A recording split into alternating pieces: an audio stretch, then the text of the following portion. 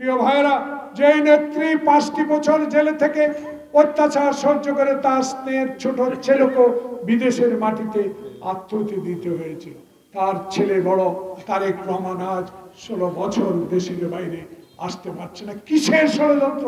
ষড়যন্ত্র একটাই ছিল, সেই ষড়যন্ত্রের হোতা ছিল সেই মঈনুদ্দিন ফখরুদ্দিন আহমদ। বেগম জিয়াকে গ্রেফতার করলো, আমাদেরকেও গ্রেফতার করলো, হাসিনাকেও গ্রেফতার করলো, কিন্তু হাসিনাকে মুক্ত করে দিল বিদেশে যাওয়ার জন্য। বেগম জিয়াকে বাইরে পাঠাতে পারলে আর কোনোদিনও বেগম জিয়া এই দেশে আসতে পারতো না। সেই কারণে বেগম জিয়া বলেছে, এই দেশের মাটি আমার সম্পদ, আমার বাইরে একটি 1 কাঠা জমিও নাই, একটা ব্যাংকের হিসাবও নাই। প্রিয় ভাইরা, সেই নেত্রী আজ মৃত্যুর মুখপথে।